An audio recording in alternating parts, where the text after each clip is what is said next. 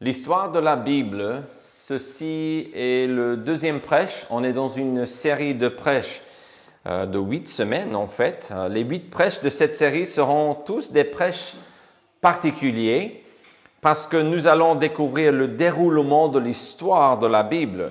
Nous voulons comprendre un peu mieux comment la Bible présente l'histoire que Dieu veut nous donner. On n'a pas tous les détails de l'histoire du monde, mais on a vraiment l'histoire de la Bible qui nous est donnée, évidemment, dans la parole de Dieu. Ce seront des prêches, on peut dire, thématiques, mais au lieu d'avoir un texte comme Genèse 1, verset 1, et dire qu'on va parler de ce texte, en fait, on va reprendre 7 différentes lectures. Et ces 7 textes vont être vraiment la base de ces prêches. Et chaque semaine, on a 7 lectures à faire.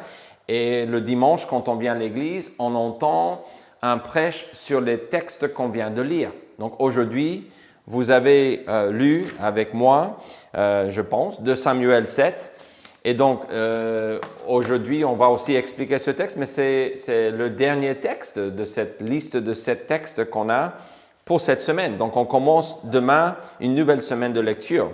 Donc, et ce sont des prêches donc thématiques, plus ou moins, ancrés dans 7 différentes lectures que nous aurons fait pendant, ou nous aurons lu pendant la semaine.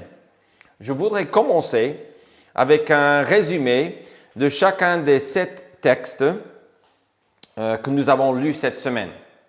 En Exode 19, Dieu et les Juifs vont signer une alliance ensemble. Ceci veut dire que Dieu s'engageait avec son peuple et on voit en Exode 19 que son peuple s'est engagé avec lui, tout simplement. C'était basé sur des promesses, on va voir, parce qu'on dit que c'est une alliance contractée avec serment. En Deutéronome 29, 19, on parle d'Exode 19 et on dit que c'était vraiment une alliance contractée avec serment, c'est-à-dire basée sur des promesses que Dieu a fait et aussi que le peuple a fait. Donc les deux sont engagés. En Exode 40, la deuxième lecture, on voit que Dieu s'installe au milieu de son peuple. Comment est-ce qu'on sait qu'il s'installe au milieu de son peuple? Et comment est-ce qu'on sait aussi qu'il commence à les guider fidèlement? On le voit puisqu'il a donné non seulement les ordres pour construire le tabernacle, c'est une tente, mais on voit que le tabernacle a été dressé pour la première fois ici et que le tabernacle était là où la présence de Dieu sera visible. Donc ce tabernacle existe à partir d'Exode 40 et là le peuple a accès à Dieu. Dieu est venu s'installer dans leur camp. OK? Donc c'est comme si Dieu maintenant est leur voisin. Ça c'est vraiment important dans l'histoire de la Bible. Mais on voit aussi une autre lecture que nous avons faite en Nombre 14.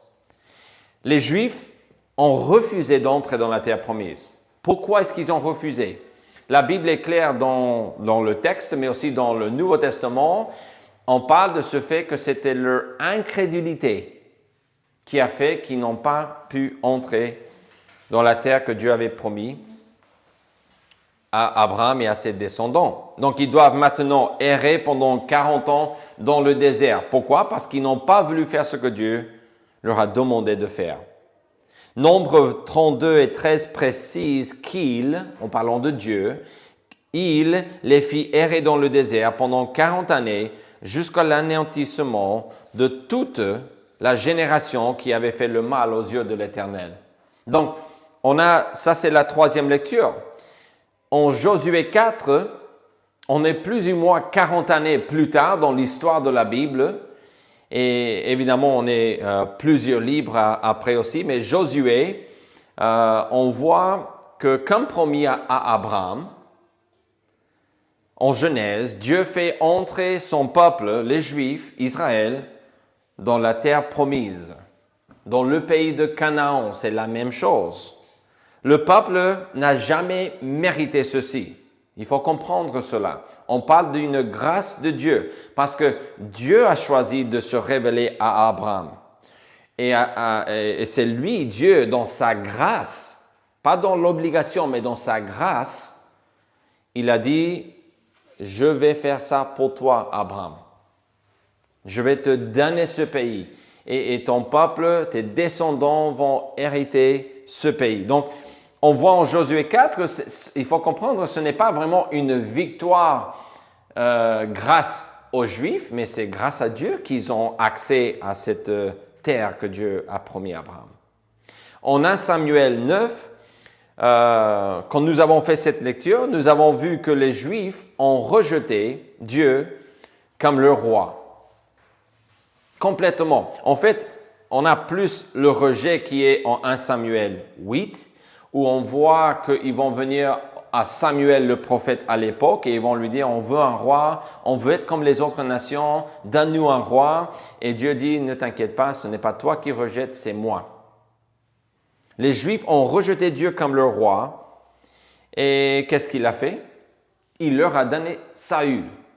Et quand vous lisez la lecture d'un Samuel 9, ce n'est pas, si vous ne connaissez pas le reste de l'histoire de Samuel et de Saül, notamment de Saül, ce que je veux dire, peut-être vous n'allez pas trop voir, mais en regardant l'ensemble de la vie de Saül, on comprend qu'il a fait plus de mal que de bien. Et on a cette idée aussi que quand Dieu va choisir, ce n'est pas une idée, c'est la Bible qui dit que David était un homme selon le cœur de Dieu.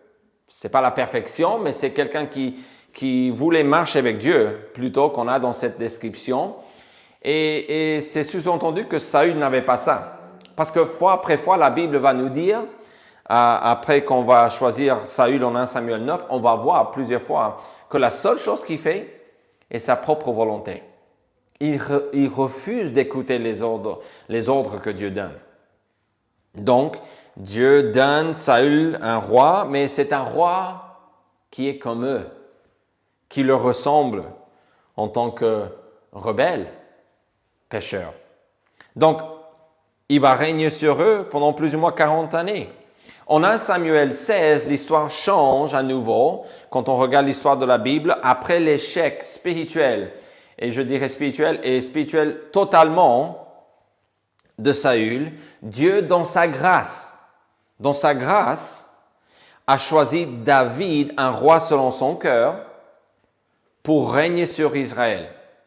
Vous dites, David n'était pas un homme parfait, et ça c'est vrai, mais c'est une grâce de la part de Dieu. Et cette grâce est visible quand on saute plusieurs chapitres et même un livre, et on arrive à la dernière lecture. Cette lecture était peut-être, je pense, le point culminant de ces 7 lectures, puisque finalement, quand David propose de construire une maison, vous vous souvenez, il voulait construire une maison, il a dit, Dieu, tu m'as donné tout ça. Regarde tout ce que j'ai.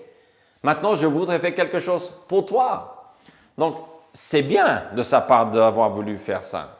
Je pense que nous, en tant qu'enfants de Dieu, aujourd'hui, à un moment donné, on devrait se dire, mais qu'est-ce que je peux faire pour Dieu? Si Dieu a fait tout ça pour moi, ce que Dieu a fait pour vous, pensez à ce que Dieu a fait pour vous.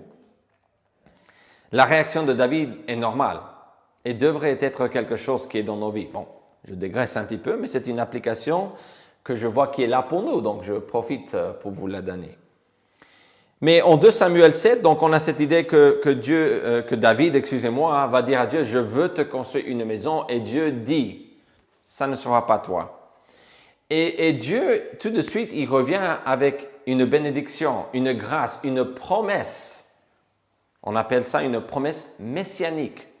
Le Messie, c'est Jésus. Donc, c'est une promesse de Jésus parce que Dieu lui dit que sa maison, son règne, son trône seront pour toujours assurés et affermis. Qu'est-ce que cela veut dire? Le Nouveau Testament va nous aider à comprendre cela plus et on verra le texte dans un instant. Mais ici, on est dans une promesse de Dieu. Parce que seul Dieu pourrait régner éternellement. Et on parle vraiment ici que quelqu'un va venir. Et dans d'autres textes, on va développer ce thème encore plus. Donc, je suis en train de un peu ajouter des textes des autres prophètes et du Nouveau Testament pour interpréter 2 Samuel 7. Mais quand on considère l'ensemble de l'histoire de la Bible, on comprend que ce que Dieu fait ici est de promettre Jésus-Christ, que Jésus allait venir. Je ne dis pas qu'on a tous les détails en 2 Samuel 7, mais c'est clair avec le reste de la Bible qu'on parle bien d'une promesse messianique. On voit à travers cette histoire que Dieu veut avoir la communion avec nous, avec son peuple. Et je pense qu'on peut voir aussi que c'est possible d'avoir la communion avec lui. Il veut habiter en harmonie avec son peuple, avec, je peux dire par application, avec nous aujourd'hui. On parle du peuple de Dieu dans le sens d'être les Juifs, ici de l'Ancien Testament. Mais dans le Nouveau Testament, c'est bien l'Église, les enfants de Dieu qui sont le peuple de Dieu. Donc, qui est le peuple de Dieu? Peut-être en étudiant ce contexte, vous voulez comprendre un petit peu plus. On a 7 chapitres devant nous que nous avons lus, que nous allons étudier maintenant. Mais qui est le peuple de Dieu? Dans l'Ancien Testament, le peuple de Dieu est bien les descendants d'Abraham.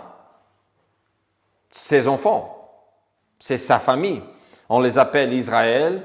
On peut les appeler Juda, ça c'est une partie. On peut appeler aussi Éphraïm, ça c'est l'autre partie quand le royaume sera divisé.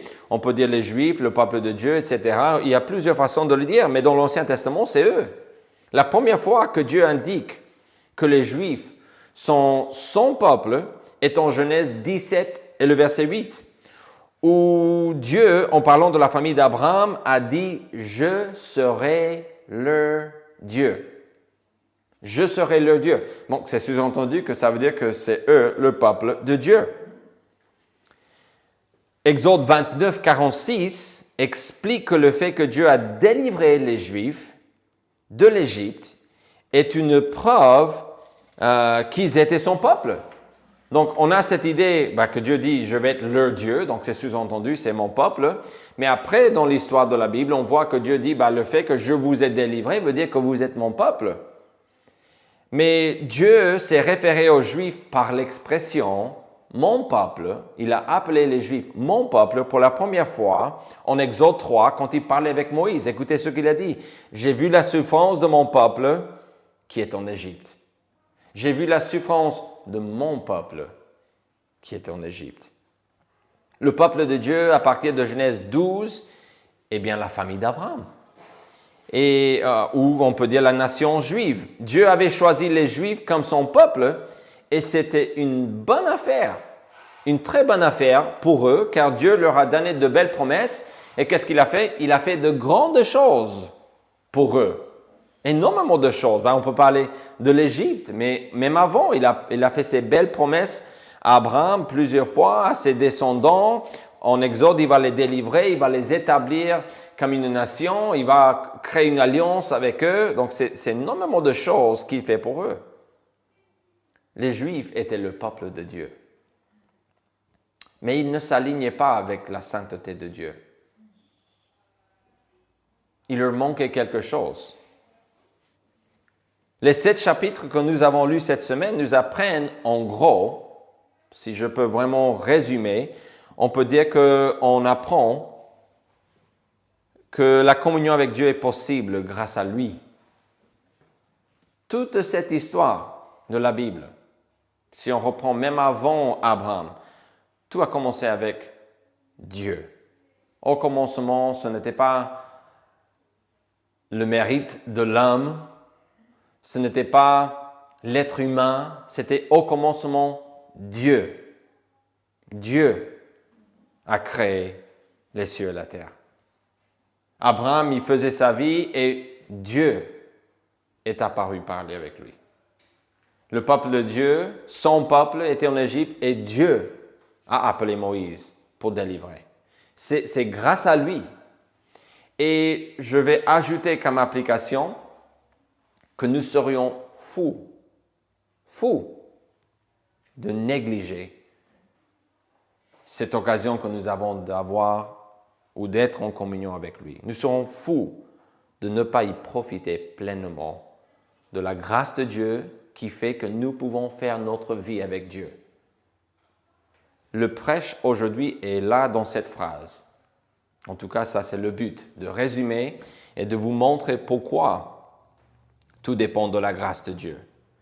Et aussi de finir avec l'idée que ne pas marcher avec Dieu est vraiment un gaspillage qui n'est pas nécessaire pour l'enfant de Dieu. Donc, on va regarder les textes ensemble et on va essayer de regrouper certaines de ces lectures ensemble parce que nous voulons voir ce que Dieu fait dans ces textes. Si ce n'est pas la grâce de Dieu, nous allons essayer dans ce prêche de mettre l'accent sur Dieu, sur ce que Dieu fait. Je ne voudrais pas, en racontant l'histoire de la Bible, toujours mettre l'accent sur l'homme, ce que l'homme a fait. Même la semaine passée, nous avons parlé de ce fait que Dieu est bon, mais l'être humain est pécheur, mais Dieu est bienfaisant. Et le but de cette phrase aussi qui a résumé la première partie de l'histoire de la Bible était de mettre l'accent sur ce que Dieu fait. Pourquoi? Parce que l'homme n'est pas vraiment l'essentiel de l'histoire de la Bible. On joue un rôle, et ça c'est évidemment clair, et Dieu aime l'être humain plus que toute la création, toute autre chose qu'il a créée. Mais c'est Dieu qui est l'héros de l'histoire de la Bible, pas l'être humain. La première chose qu'on peut voir ici est que Dieu s'est engagé avec son peuple. Dieu s'est engagé avec son peuple. Là, on parle d'Exode 19. Exode 19, c'est simple. Ils ont quitté l'Égypte grâce à Dieu. Dieu a délivré son peuple à travers Moïse et Aaron. Et ils arrivent à un moment donné, ils sont devant une montagne. C'était la montagne où Dieu va apparaître, évidemment, et partager son alliance et d'autres choses. Mais c'était là où Dieu s'est révélé à Moïse pour la première fois pour lui dire, il faut que tu ailles en Égypte pour délivrer mon peuple. Le signe, c'est que vous allez revenir ici où je t'ai parlé et on va établir une alliance ensemble avec le peuple que j'ai choisi. Donc Dieu s'est engagé en Exode 19 avec son peuple. C'est lui qui a appelé Abraham et qui a délivré ses descendants. Ce n'est pas quelqu'un d'autre, ce n'était pas l'idée de Moïse. En fait, quand on regarde en Exode 3, on voit complètement que Moïse ne voulait pas jouer un rôle dans la délivrance du peuple de Dieu. Il a refusé de participer. Il a hésité, fortement hésité. Et Dieu était fâché avec lui. Donc, le texte biblique ne donne pas une image de cette idée que Moïse est le héros ici. C'est Dieu. Donc, en Exode 19, Dieu et les Juifs ont promis de rester fidèles l'un à l'autre. On sait ceci car l'alliance, encore une fois, qui a été signée ou contractée en Exode 19, est aussi décrite en Deutéronome 29, 19, je disais tout à l'heure, comme ayant été contractée avec serment. Serment, c'est une promesse solennelle, c'est un engagement solennel que l'on fait ici entre deux parties, Dieu et son peuple, fondé sur des promesses. Pour vivre avec Dieu en harmonie, les Juifs devaient comprendre qu'il fallait un engagement de leur part. Ils ont compris cela. Parce que quand on regarde en Exode 19, Dieu il va donner un message et Moïse va transmettre ce message. Mais en regardant de plus près, dans les premiers versets d'Exode 19, on voit que le peuple va accepter. Moïse rapporta les paroles du peuple à l'Éternel. Quelles paroles? Les paroles sont à partir du verset, Moïse vint appeler les anciens du peuple et il mit devant eux toutes ces paroles, comme l'Éternel le lui avait ordonné. Le peuple tout entier répondit, nous ferons tout ce que l'Éternel a dit. Nous ferons. Nous nous soumettons. Nous nous engageons avec Dieu. Exode 19, verset 8, le dit clairement. Nous, tout le peuple entier a répondu, nous ferons tout ce que Dieu veut. C'est-à-dire qu'ils ont compris que c'est un engagement et ils se sont engagés. Donc, on parle d'un engagement. Dieu s'est engagé, mais il voulait aussi que son peuple soit engagé avec lui. Alors, pourquoi fallait-il un engagement? Pour vivre avec Dieu en harmonie, les Juifs devaient comprendre qu'il fallait un engagement de leur part. S'ils voulaient jouir pleinement de Dieu.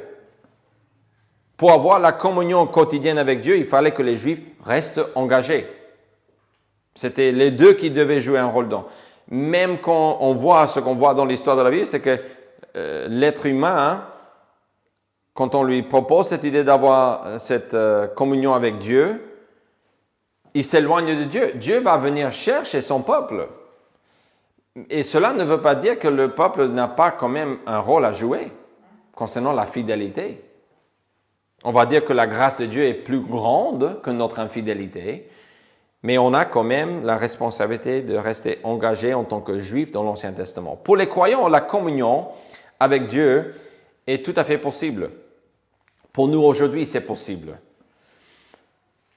Quand nous faisons tout ce que Dieu demande, quand nous marchons avec Dieu, cet engagement avec la parole de Dieu se voit en Exode 19. Je viens de lire qu'ils avaient dit qu'ils allaient faire ce que Dieu a dit. Ils savaient qu'il fallait obéir à Dieu pour vivre en harmonie avec lui. Autrement dit, pour être en communion avec lui. Ils ont compris cela. Ce que Dieu demande est que son peuple l'écoute.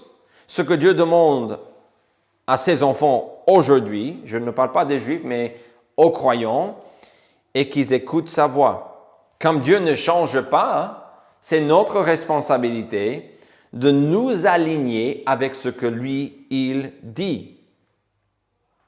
Donc, une obéissance totale à Dieu. Depuis le sacrifice de Jésus, cette alliance en Exode a été remplacée par une nouvelle alliance. Par le sang de Jésus-Christ, nous avons une nouvelle alliance qui dépasse infiniment cette alliance contractée par serment ou avec serment en Exode 19. Mais les règles n'ont pas changé. Dieu est toujours un Dieu qui est saint. Et si vous voulez être en harmonie avec un Dieu qui est saint, il est obligatoire d'être saint, de se sanctifier, de se mettre à part pour rendre service à Dieu, on peut dire, mais plus que ça, d'abord pour être ou vivre en harmonie avec lui. Vous ne pouvez pas être en communion avec Dieu en vivant dans les ténèbres. Vous ne pouvez pas marcher avec Dieu en disant de grands mots. Vous ne pouvez pas vivre avec Dieu, en harmonie avec Dieu, en vivant dans les ténèbres, dans la colère. Vous ne pouvez pas vivre dans le péché et dire que vous êtes en train de marcher dans la lumière avec Jésus-Christ. Ce n'est pas possible. Donc les règles n'ont pas changé. Pour être en communion avec Dieu, il faut marcher avec lui. Ce qui a changé est que maintenant, on n'a pas le symbolisme de l'Ancien Testament, tous les sacrifices que nous avions avant pour se sanctifier, pour démontrer qu'on faisait confiance en Dieu. Maintenant, la Bible est claire que notre communion dépend de Jésus-Christ. Et en fait, quand on lit dans le livre de 1 Jean, les versets 5 à 7, écoutez comment on décrit la communion. La nouvelle que nous avons apprise de lui, de Jésus, et que nous vous annonçons, c'est que Dieu est lumière et qu'il n'y a point en lui de ténèbres. Si nous disons que nous sommes en communion avec lui et que nous marchions dans les ténèbres, nous mentons et nous ne pratiquons pas la vérité. Le verset 7, mais si nous marchons dans la lumière, nous sommes mutuellement en communion. Et le sang de Jésus-Christ, son Fils, nous purifie de tout péché. On parle de plusieurs différents niveaux ou endroits où il faut l'harmonie. On veut l'harmonie avec Dieu le Père, et ça c'est uniquement possible avec Dieu le Fils. C'est lui qui nous donne accès au Père. Mais on a aussi cette idée que quand on marche avec Dieu, dans la lumière, en communion, on a la communion avec les autres de sa famille qui font la même chose. Donc on a cette communion fraternelle qui est possible parce que nous sommes en communion tous ensemble avec Dieu. OK? Donc on a plusieurs différentes façons d'être en communion avec Dieu. Mais Exode 19 nous est donné pour que nous sachions que la communion avec Dieu requiert un engagement continuel de notre part. Cela ne veut pas dire que la communion avec Dieu dépend uniquement de nous. Attention, ça c'est pas vrai. Ce qu'on voit ici est que Dieu s'est engagé avec son peuple, ça c'est clair, et qu'il l'a fait pour nous montrer qu'il y a quand même quelque chose qui nous correspond de faire. Et ça, c'est de nous engager aussi avec lui.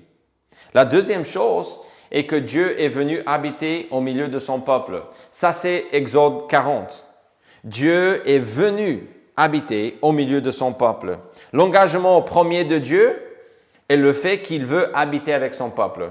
En fait, on voit ça dès le début jusqu'à la fin. Son désir, si on veut résumer la parole de Dieu avec un seul thème, on va dire que c'est que lui, il veut être en harmonie avec l'être humain.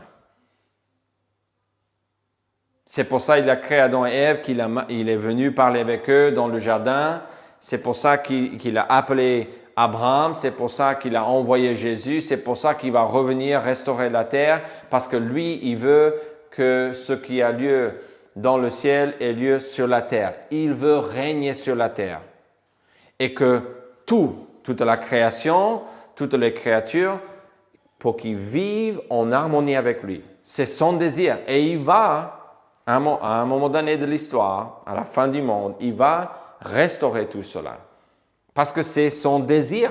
Et quand on regarde un texte comme Exode 40, avec le tabernacle qui fut dressé ici, pour la première fois, on voit que cela a permis aux Juifs de voir la gloire de Dieu, de voir sa présence et aussi d'être guidés par lui. Le tabernacle est littéralement le fait que Dieu est venu s'installer dans le camp juif. L'idée de tabernacle, ce n'est pas un verbe propre, mais on utilise cette expression pour décrire le tabernacle ou tabernacler serait le fait de venir habiter avec l'être humain. Donc, encore une fois, ce n'est pas un vrai verbe en français, mais on l'emploie souvent dans l'explication biblique parce que c'est vraiment cette idée que Dieu est venu s'installer chez nous. Ici, c'est chez les Juifs. Mais avec l'arrivée de Jésus-Christ, j'espère que vous voyez déjà l'image.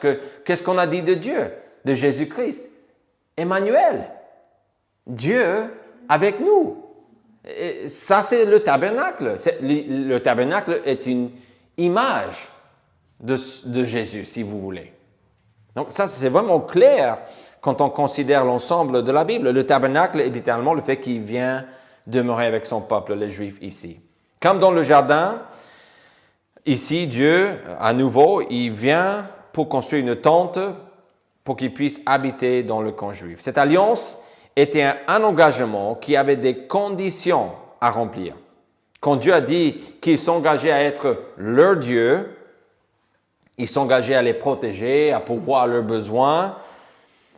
Mais quand les Juifs ont dit qu'ils acceptaient d'appartenir à Dieu, qu'est-ce qu'ils ont dit? Nous ferons tout ce que l'Éternel a dit. Ils ont dit, nous nous engageons à écouter et à obéir la voix de Dieu. Alors, contrairement aux Juifs de l'Ancien Testament, les croyants ont la présence de Dieu non-stop, en continu. Quand vous êtes un enfant de Dieu, vous êtes sauvé et vous êtes instantanément scellé du Saint-Esprit. Il vient habiter en vous et il ne part pas.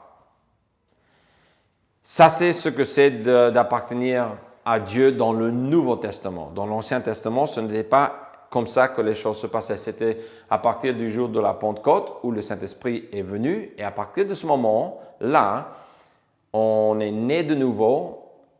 Ça veut dire qu'on a le Saint-Esprit instantanément. Tout le Saint-Esprit.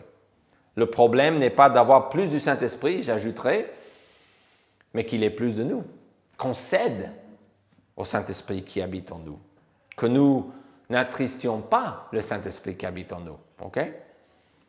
Donc, les Juifs ont bien accepté, mais nous, on a la présence de Dieu en continu. Cette appartenance est stable, ne change pas. Et nous n'avons pas non plus à la prendre à la légère, pourtant. 2 Corinthiens 6 nous parle de cette appartenance que nous avons en tant qu'Église, en tant qu'enfants de Dieu. 2 Corinthiens 6, les derniers versets de ce chapitre disent, à partir de verset 16, « Quel rapport y a-t-il entre le temple de Dieu et les idoles? Car nous sommes le temple. » Donc, il n'y a plus de tabernacle, il n'y a plus de temple. Maintenant, le temple ou la présence visible de Dieu sur la terre, où il veut faire éclater sa gloire, c'est où? En nous. Car nous sommes le temple du Dieu vivant, comme Dieu l'a dit, j'habiterai et je marcherai au milieu d'eux. Je serai leur Dieu et ils seront mon peuple. Donc, verset 16, c'est une citation de l'Ancien Testament. Okay? On parle par exemple en Lévitique de cela, et dans d'autres textes, on a cette même idée que Dieu a promis cela. Le verset 17, c'est pourquoi, donc voilà l'application, c'est pourquoi sortez du milieu d'eux et séparez-vous, dit le Seigneur. Ne touchez pas ce qui est impur, et je vous accueillerai.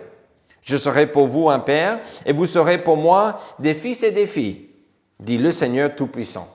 Donc, ce que Dieu a fait dans l'Ancien Testament est ce qu'il fait dans le Nouveau Testament. Mais c'est plus fort, c'est plus personnel, c'est permanent. Donc, on a le peuple de Dieu dans l'Ancien Testament, les Juifs, qui servent comme d'image, d'illustration, d'un exemple de quelque chose que nous vivons aujourd'hui, mais d'une façon plus forte qu'à l'époque de l'Ancien Testament. Parce que maintenant, on ne va pas au tabernacle, on ne va pas au temple.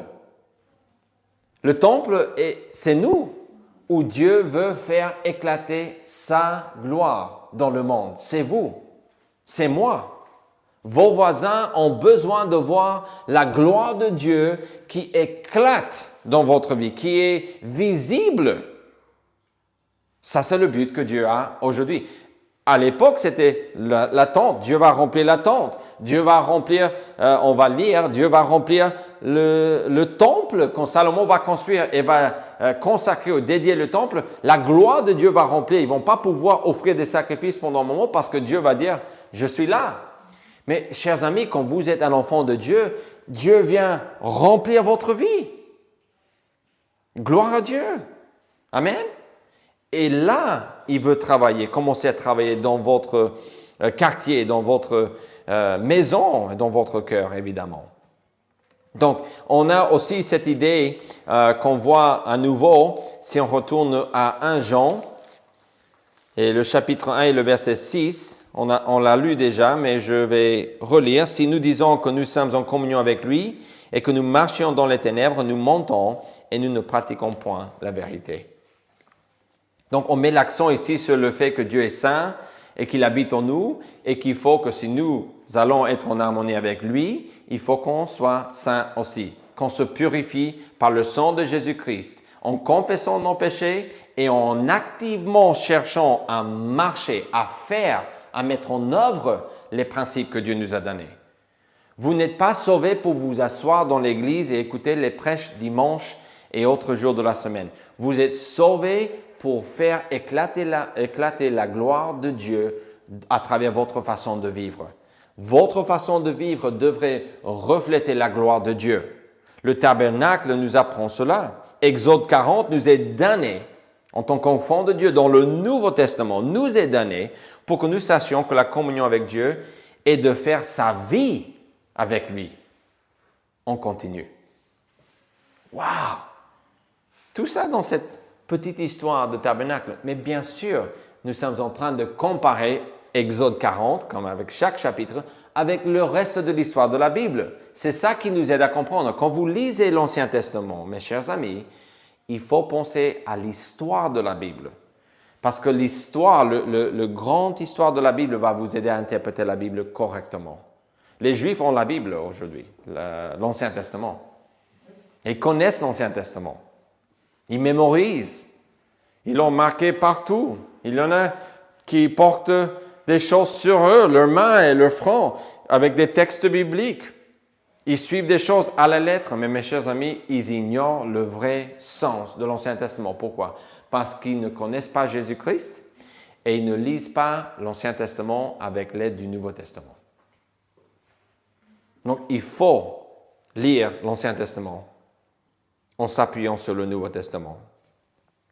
On n'a que la moitié, on n'a que l'image sans l'explication. Peut-être vous avez déjà vu dans la vie quand vous montre une image de quelque chose. Et on n'a pas d'explication, on n'a pas de contexte qui est donné. Et on vous dit d'essayer d'identifier ce qui se passe dans l'histoire. Okay? Peut-être c'est une série à la télé où on va montrer des choses et on va montrer une scène, mais on ne vous dit pas exactement ce qui se passe et pourquoi ils font. Si vous lisez l'Ancien Testament sans considérer le Nouveau Testament, c'est exactement comme ça. Vous n'avez pas les moyens de comprendre. Mais quand vous prenez l'ensemble de la Bible comme un seul livre, 66 livres mis ensemble comme un seul volume, vous avez l'explication qui va vous aider à comprendre l'Ancien Testament. Donc la troisième chose que je veux dire ici est que Dieu a corrigé l'incrédulité de son peuple. Je sais que ces prêches ont beaucoup d'informations, mais je voudrais tout simplement vous aider à comprendre que nous sommes en train d'essayer de voir, pas en détail, mais on a quand même pas mal de détails ici, de comprendre et de voir l'histoire de la Bible. Et que chaque chose que Dieu fait pour avancer l'histoire de la Bible dans l'Ancien Testament a vraiment une application pour nous. Par exemple, en Nombre 14 et 1 Samuel 9, on voit deux fois, c'est deux différentes situations, mais deux fois que Dieu va corriger son peuple. Il va faire quelque chose, je ne vais pas dire pour punir, mais il veut corriger son peuple. Quelle est la différence? Punir, c'est tout simplement, on pourrait dire, un papa se fâche et il va donner une punition à son enfant parce qu'il est fâché. Mais en fait, les corrections que Dieu donne, les châtiments de Dieu sont faits pour corriger le problème, pas pour encourager la rébellion encore plus. C'est pour corriger, pour restaurer le pécheur. Ici, dans ces deux textes, qu'est-ce qu'on voit? Deux textes, nous avons ici Nombre 14 et 1 Samuel 9. Donc, on voit le premier texte, c'est Nombre 14, où nous avons vu que les Juifs sont revenus sur leur promesse de faire tout ce que l'Éternel a dit. Parce que quand Dieu arrive, ils arrivent au moment où ils ont l'opportunité d'entrer dans la terre promise, qu'est-ce qu'ils disent? Ah non! Les 12 espions sont allés voir et 10 sont revenus avec le diable dans le cœur pour dire c'est pas possible. Ne rêvez pas les gars, c'est pas possible. 2 autres ont dit non, ne péchez point contre l'Éternel. Ils savaient ce qui était en danger. Josué et Caleb, ils ont dit non, ne faites pas ça. Dieu a dit qu'on peut le faire, ça va être Dieu, mais on peut le faire par la foi en lui. Mais l'incrédulité de ces 10 a touché tout le peuple. Et donc Dieu intervient et il dit, vous allez errer dans le désert pendant 40 ans. 40 ans. La correction que Dieu a donnée était de faire errer les Juifs dans le désert pendant 40 années. Le deuxième texte, 1 Samuel 9, où les Juifs ont rejeté Dieu comme leur roi. Là, on est beaucoup plus loin. Ils sont déjà dans la terre promise. Ils y sont depuis un moment. Ils ont vécu un moment de difficulté avec les juges. Après la mort de Josué, c'était horrible. Samuel est à la fin de cette période des juges. Et c'est Samuel qui vont rejeter, mais vraiment Dieu, ils vont dire, Samuel, il nous faut un roi. Il nous faut un roi. Tu as vu, tu connais, Samuel, la misère que nous avons vécue dans la période des juges. C'était horrible. Il nous faut un roi. Et on ne veut pas que Dieu soit notre roi. On veut un homme qui règne sur nous. Ils ont préféré croire qu'avoir un roi qui était complètement humain était vraiment une meilleure solution. Et dans un sens, c'est pas faux dans un sens parce que Jésus est devenu un être humain et c'est lui qui va régner. Mais il ne parlait pas dans ce sens. Il voulait un homme qui était humble tout simplement. Leur motivation était qu'il voulait être comme les autres autour d'eux. En lisant l'histoire de Saül, c'est évident que Saül a fait plus de mal que de bien. Spirituellement, c'est un désastre. Il n'écoutait pas la voix de Dieu. Jamais. Ne voulait pas. C'était un homme qui leur convenait en tant que pécheur rebelle. Alors, pour les croyants, qu'est-ce que cette histoire ou ces deux histoires de Nombre 14 et 1 Samuel 9, qu'est-ce que cela veut dire pour nous aujourd'hui? Hébreux 12 nous donne une explication, je pense, qui est vraiment valable pour nous aujourd'hui. Et c'est bien le verset 10 qui dit « Nos pères nous châtiaient pour peu de jours, comme ils le trouvaient bon, mais Dieu nous châtie pour notre bien. » Voilà la différence entre punition et correction. Est-ce que Dieu punit? On peut le dire si on comprend que dire que Dieu punit, c'est quelque chose qu'il fait pour notre bien. Pas parce qu'il est fâché, il ne peut pas se retenir, il va brûler quelqu'un vivant parce qu'il n'en peut plus. Dieu peut punir le monde, mais on parle de la famille de Dieu, on parle de son peuple. Et il est vrai que dans l'Ancien Testament, le peuple de Dieu, la famille de Dieu, si on peut le dire comme ça, ils n'étaient pas tous sauvés. Okay? Le Nouveau Testament, on a déjà parlé de ça récemment, mais tout Israël n'était pas Israël, la Bible dit dans le Nouveau Testament. Mais c'était son peuple, Dieu savait, il avait fait cette alliance avec eux, donc il allait les traiter comme son peuple, même s'ils n'étaient pas sauvés. Donc, ça, c'est une distinction qu'il faut retenir en sautant entre l'Ancien et le Nouveau Testament. Mais ici, on voit que ce que Dieu a fait, c'était pour notre bien, afin que nous participions à sa sainteté. Voilà la clé. Ce texte explique que ce que Dieu fait, il le fait pour notre bien, pour les aider à être plus saints. Pourquoi? Parce que quand on est saint, on peut être en harmonie avec lui. On peut marcher avec lui et faire notre vie avec lui. Et ça, c'est ce que Dieu veut. Et parfois, dans notre vie, et c'est sûr dans le cas de son peuple, il intervient pour corriger leurs problèmes. Pourquoi? Parce qu'il veut qu'ils soient restaurés. Ce que Dieu fait n'est pas de punir nos péchés, mais il nous instruit quand nous nous égarons pour nous aider à revenir. Le but n'est pas de nous faire payer pour le mal qu'on a fait. Il y a des conséquences et il faut croire qu'on va subir des conséquences quand on joue avec le péché. On va être brûlé. Ça, c'est normal, c'est des conséquences. Mais ce que Dieu veut faire, c'est de nous restaurer. Le but de la correction est toujours cette idée de nous aider à revenir sur le chemin de Dieu. C'est ne pas nous punir, mais nous purifier. Ça, c'est le but. Nombre 14 et 1 Samuel 9 nous sont donnés. Pourquoi? Pour nous dire que la vie chrétienne ne dépend pas entièrement de nous. Pourquoi? Parce que Dieu intervient et il nous corrige. Pourquoi? Pour nous aider à marcher avec lui. Donc oui, on a un rôle à jouer, mais on n'est pas tout seul. Même le peuple de Dieu ici, ils vont errer dans le désert 40 années, comme Dieu a dit, et puis Dieu va reprendre et il va leur donner une autre opportunité. Et après Josué, il va envoyer un juge, et puis un autre juge, et un autre juge. Et ce n'est pas des hommes parfaits, mais le but c'est de les délivrer, de les garder en vie, de toujours pousser un petit peu plus loin le peuple d'Israël pour continuer l'histoire, parce que lui, il sait que l'histoire, le point culminant, c'est Jésus.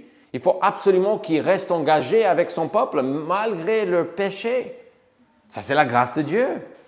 Et ça, on le voit dans nos vies en tant qu'enfants de Dieu aujourd'hui. Dieu nous donne le temps pour nous repentir, mais si nous restons dans le péché, il va intervenir. Pas pour nous anéantir, mais pour nous aider à revenir. On a une autre idée ici, et c'est que Dieu a établi son peuple dans la terre promise. Josué 4. Malgré leur rébellion, Dieu a introduit les Juifs dans la terre promise. Il n'en était jamais question de mériter la terre promise. Il faut le savoir. Ils n'ont jamais mérité quoi que ce soit. Nous ne méritons pas les bénédictions de Dieu. Donc, si vous croyez, comme les Juifs croyaient, qu'ils méritaient les choses parce qu'ils étaient fils d'Abraham ou filles d'Abraham, le Nouveau Testament le démontre clairement que les Juifs croyaient que ce qu'ils avaient leur était dû. Si vous êtes comme ça, vous vous trompez. Parce que le fait qu'ils ont eu la terre promise a commencé avec la promesse, pas l'obligation de Dieu. Dieu n'a pas dit, bon, Abraham, tu sais que je te dois ça, donc voilà comment on va faire les choses. En 400 années, ta famille va descendre en Égypte. Et parce que tu es un gars sympa et qui a beaucoup travaillé pour moi, je vais délivrer tes descendants de l'Égypte, je vais les établir comme un peuple et ils vont faire ma volonté parce que moi, je vous dois ça. C'était une promesse que Dieu a donnée à Abraham, qu'Abraham n'a pas vue. Vous vous souvenez quand Dieu a dit, vous allez avoir, tu vas devenir une nation? Il a dit, ben, où est cette nation? Parce que je n'ai pas d'enfant. Donc, c'est une grâce que Dieu fait. Donc, Josué 4 nous rappelle la grâce de Dieu. Il y a d'autres thèmes ici, bien sûr. Mais je soumets que Dieu avance cette histoire grâce à lui et à sa fidélité à ses promesses. L'homme est incapable de marcher avec Dieu sans sa grâce, sans la grâce de Dieu. La terre promise est une promesse de Dieu. Donc, c'est une grâce de sa part. Donc, même quand ils entrent dans la terre promise, la première ville que Dieu va délivrer, Jéricho, quelqu'un va pécher en faisant la guerre. En fait, c'est Dieu qui a fait la guerre. Ils ne font faire que qu'entrer dans la ville et voir que Dieu a déjà fait le travail pour eux. Mais Achan va voler quelque chose. Tout devait être consacré à Dieu de la première ville.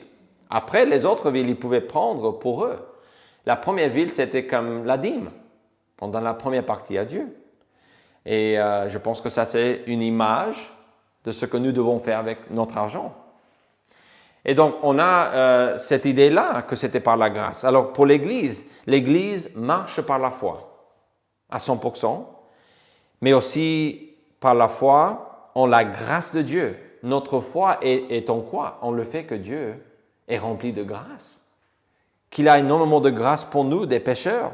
Nous comptons sur la grâce de Dieu pour accomplir tout, absolument tout dans la vie chrétienne. Et un texte qui explique ça, c'est 1 Corinthiens 15, 10. Par la grâce de Dieu, je suis ce que je suis. Donc, il parle de quoi, Paul? Peut-être d'être sauvé. C'est la grâce de Dieu qui nous sauve. Admettons que c'est ça qu'il dit dans cette phrase, je suis ce que je suis. Mais il continue. Et sa grâce envers moi n'a pas été vaine. Donc, je pense que là, ça renforce l'idée qu'on parle du salut. Il dit, loin de là, j'ai travaillé plus que tous, non pas moi toutefois, mais la grâce de Dieu qui est avec moi. Donc, il est probable que Paul se réfère au salut un petit peu, mais aussi, il parle de cette idée que lui, il a beaucoup travaillé. Bon, là, on ne parle pas du salut quand on dit qu'on a beaucoup travaillé pour le salut, parce que ce n'est point par les œuvres, Éphésiens dit, afin que personne ne se glorifie. Donc, on parle de cette idée qu'il a dit que la grâce de Dieu qui est avec moi. Votre vie, chers enfants de Dieu, dépend de sa grâce. Appuyez-vous sur sa grâce. La grâce de Dieu qui nous donne le salut est celle qui nous aide à vivre la vie chrétienne. Donc, en résumé, Josué 4 nous est donné pour nous dire que la vie chrétienne ne dépend pas de nous. À nouveau, on le voit, mais entièrement de la grâce de Dieu. Donc, ce n'est pas que ça dépend de nous. Dieu va intervenir et nous corriger. Mais en plus, ici, on voit au numéro 4 que Josué 4 nous explique que Dieu aussi nous donne de sa grâce. Il ne nous abandonne pas. Il intervient. Il envoie des gens pour nous aider. Il fait des choses pour nous, pour nous pousser dans la bonne direction, comme nous introduire dans la terre promise, dans le cas des Juifs, évidemment. Numéro 5, Dieu a promis un sauveur. On avait aussi à lire 1 Samuel 16, et quelle est la chose qu'on voit ici? Le fait que Dieu ait choisi David pour pointer son peuple dans la bonne direction est une grâce de Dieu. Encore une fois, les Juifs n'ont jamais mérité quoi que ce soit. En fait, il n'y avait rien qu'on mérite en tant qu'être humain. Il n'y a rien qu'on mérite. Mais Dieu, dans sa grâce, a choisi David.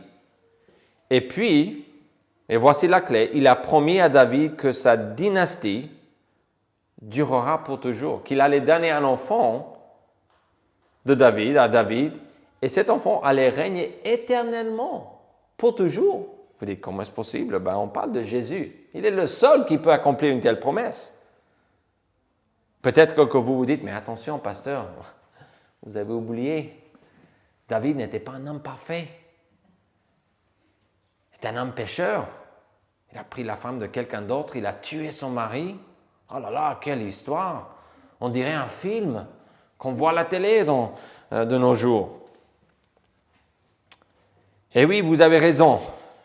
Mais Dieu a choisi David, non pas seulement pour David, mais aussi pour un jour venir en la personne de Jésus, qui lui fut un descendant de David. David a mieux dirigé Israël que Saül, ça c'est sûr. De tous les rois, c'était lui qu'on va utiliser pour comparer le reste. On va comparer comme David parce que c'était lui le point culminant de tous les rois 100% humains et uniquement humains. C'était lui le meilleur roi d'Israël. Donc, on compare dans les livres historiques de l'Ancien Testament souvent avec David. Vous allez voir ça. C'est vrai qu'il a mieux régné et dirigé. Mais ce texte doit se comprendre aussi avec 2 Samuel 7. On l'a regroupé ensemble. 2 Samuel 7, je mets aussi pour dire que c'est là où Dieu promet un jour un descendant de David, un fils de David qui régnera pour toujours. Ceci est une promesse messianique. Écoutez Acte 13. Acte 13, 23 va avoir peut-être beaucoup plus de sens pour nous en considérant 1 Samuel 16 et aussi 2 Samuel 7. Pourquoi? Parce que ce texte de la Bible dit ceci. C'est de la postérité de David que Dieu, selon sa promesse, a suscité à Israël un sauveur qui est Jésus. Vous avez vu ce qu'il dit en verset 23, c'est tout petit. Peut-être vous n'avez même pas remarqué ce qu'il dit. C'est de la postérité de David que Dieu, selon sa promesse. Ce qu'on a dans le Nouveau Testament était une promesse qui a été donnée à David dans l'Ancien Testament. Où est cette promesse?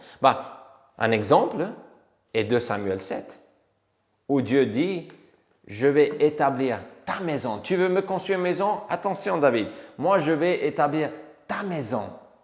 Quelqu'un de ta maison qui va régner pour toujours. Tu veux me faire du bien? Je vais te faire du bien. Et je vais promettre la solution à tous vos problèmes. Jésus-Christ lui-même va venir et il va régner sur la terre pour toujours. Donc acte 13, 23 nous aide à comprendre énormément plus la parole de Dieu. Donc, la dernière chose que l'on voit est cette idée que Dieu promet un sauveur, tout simplement. Il promet un sauveur qui est Jésus-Christ. Donc, en regardant 1 Samuel 16 et j'ajoute 2 Samuel 7, on les met ensemble et on comprend que Dieu est en train d'avancer l'histoire des Juifs ici en promettant Jésus. Pourquoi? Parce que lui, il est le point culminant de l'histoire de la Bible. Tout va vers Jésus. Tout ce que Dieu promet dans l'Ancien Testament, toutes les alliances, tous les engagements, toutes les corrections que Dieu fait, tout est en train de pointer vers Jésus-Christ. Parce que c'est lui qui va régner et qui va gouverner les Juifs sans problème, sans défaut, dans la perfection. C'est lui qui va sauver son peuple de leurs péchés et qui va aussi établir son royaume sur la terre. Alors la communion, conclusion. La communion, on a beaucoup parlé en fait aujourd'hui de la communion avec Dieu. Ça c'est le mot, ou être en harmonie, c'est des synonymes. La communion avec Dieu n'est pas possible sans Jésus. Impossible. Les Juifs ont beaucoup galéré dans l'Ancien Testament parce qu'ils ont cru que par les sacrifices et tout ce qu'ils avaient à faire autour du tabernacle et éventuellement du temple, ils se sont trompés en croyant, ils se sont perdus dans l'illustration en croyant que tout ça était assez pour qu'ils puissent marcher avec Dieu correctement. Ils pouvaient obéir à Dieu. C'est pas que c'était impossible, mais ce que Dieu fait dans le Nouveau Testament avec Jésus-Christ, et il nous donne une solution durable, une solution permanente à ce problème avec le péché que nous avons, notre péché qui nous empêche de marcher avec Dieu. Je pense à 2 textes. Le premier texte est en Éphésiens 2,14, où on a l'expression le mur de séparation. Un mur de séparation. Et on a aussi en 1 Timothée 2,5, on parle d'un seul médiateur entre Dieu et les hommes. Et donc, ces textes nous parlent concrètement de quoi? Écoutez Éphésiens 2, 14. On parle qu'on a été éloigné, verset 13. Vous avez été rapprochés par le sang de Christ, car il est notre paix, lui qui des deux n'en a fait qu'un, et qui a renversé le mur de séparation. Quel mur? L'inimitié. Donc, ça veut dire que le fait que notre péché nous a séparés de Dieu, ce mur de séparation, c'est nos péchés. Et qu'est-ce que Jésus a fait? Il a payé pour nos péchés. Il a enlevé ce mur. On n'avait plus à aller au tabernacle. Vous savez, on n'avait pas le droit d'entrer dans le lieu très saint, où on allait offrir une fois par an les sacrifices qui allaient couvrir les péchés, en attendant le Christ qui allait mourir avec son sang pour payer pour le péché une fois pour toutes. On n'avait pas accès non plus dans le temple. Pourquoi? Parce que on avait ce mur qui nous séparait. Mais Jésus-Christ est celui qui est venu mourir sur la croix pour nous. Quand on accepte par la foi son sacrifice, sa résurrection, quand on se repent et on croit en lui, il vient habiter en nous. Et avec lui, on a accès au Père. Donc, c'est comme si vous êtes avec quelqu'un et vous n'avez pas le droit d'entrer, mais vous entrez, vous avez un endroit et vous voulez entrer peut-être quelque part avec des hommes très importants, des femmes très, très connues, et vous n'avez pas accès. Vous avez quelqu'un de l'intérieur qui vient vous chercher. « vous, viens, mon ami, tu es avec moi. » Tu arrives à la porte. « T'inquiète pas, il est avec moi. »« Ah d'accord, entrez s'il vous plaît. » Ça, c'est ce que Jésus-Christ a fait sur la croix pour nous. Et un autre texte que je disais est bien 1 Timothée, et vous le connaissez, mais je vais lire 1 Timothée 2, 5. Car il y a un seul Dieu et aussi un seul médiateur entre Dieu et les hommes, Jésus-Christ, homme, qui s'est donné lui-même en rançon pour tous.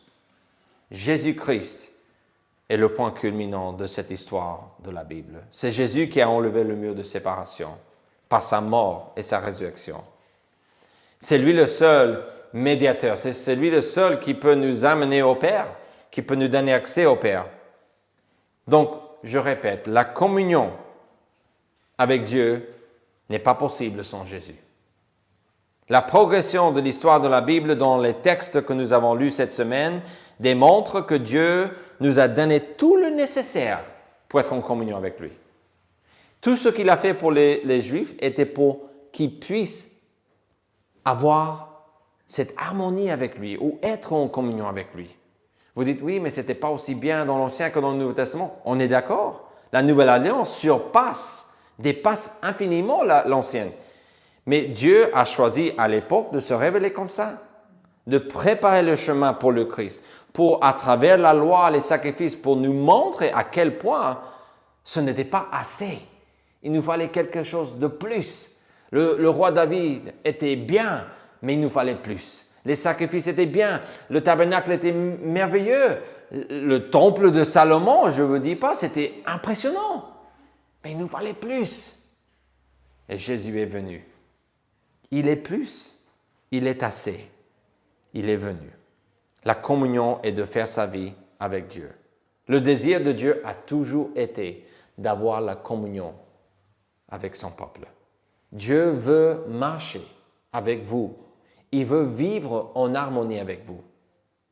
Je soumets que c'est à nous de nous aligner avec cela, avec la grâce de Dieu, avec la grâce de Jésus-Christ. Chers enfants de Dieu, si vous ne marchez pas en communion avec Dieu, vous ratez vraiment de bonnes choses.